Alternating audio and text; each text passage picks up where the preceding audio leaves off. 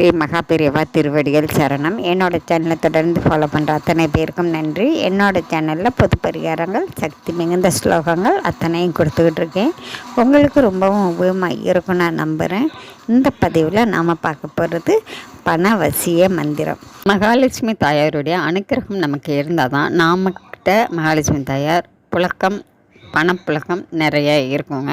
சில பேர் பார்த்திங்கன்னா எவ்வளவோ நிறைய உழைப்பாங்க, அவங்க கையில் பார்த்திங்கன்னா பணம் காசு இருக்கவே இருக்காது, ரொம்பவும் கஷ்டப்பட்டுக்கிட்டே இருப்பாங்க. சில பேர் பார்த்திங்கன்னா எந்த நேரமும் பணப்பழக்கம் அதிகமாக இருக்கும், கண்ணு மண்ணு தெரியாமல் நல்லா செலவழிப்பாங்க, ஆடம்பரமான வாழ்க்கையே வாழ்ந்துக்கிட்டு இருப்பாங்க.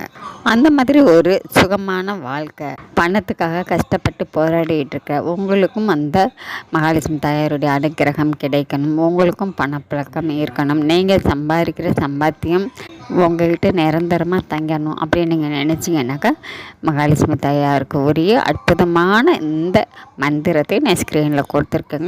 அந்த மந்திரத்தை நீங்கள் வெள்ளிக்கிழமையில் சுக்கிர உரை வருங்க. சுக்கிர உரை வரும் பொழுது மளிகை கடையில் இருக்கக்கூடிய பிரியாணி இலை அப்படின்னு கேட்டு வாங்கிக்கோங்க. அதில் நுனி உடையாமல் ஓட்டை இல்லாமல் முழு இலையாக பார்த்து வாங்கிக்கோங்க.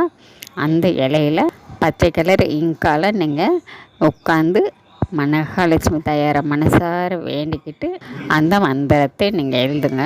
எழுதி முடித்ததுக்கப்புறம் அந்த பிரியாணி இலையை உங்களுடைய மணிப்பரிசில் வச்சுக்கலாங்க. மாதிரி வைக்கும் பொழுது உங்களுக்கு திடீர் அதிர்ஷ்டம், ஒரு பணப்புழக்கம் அதிகரிக்கும், இந்த மாதிரி விஷயங்கள்லாம் உங்களுக்கு தேடி வருங்க. உங்களுக்கு ஒரு லக்கு கிடச்சிச்சு, திடீர் லக்கு, திடீர் அதிர்ஷ்டம் இப்படியெல்லாம் சொல்லுவாங்கள்ல, அதெல்லாம் உங்களுக்கு கண்டிப்பாக உங்கள் வாழ்க்கையிலையும் வருங்க. இதை வச்சு பாருங்கள், நம்பிக்கையோடு வைங்க, மகாலட்சுமி தாயார் மனசார வேண்டிக்கிட்டு வைங்க. கண்டிப்பாங்க அவங்களுடைய அனுக்கிரகம் உங்களுக்கு பூரணமாக கிடைக்கும். நன்றி. நம்ம அடுத்த பதிவில் பார்க்கலாம்.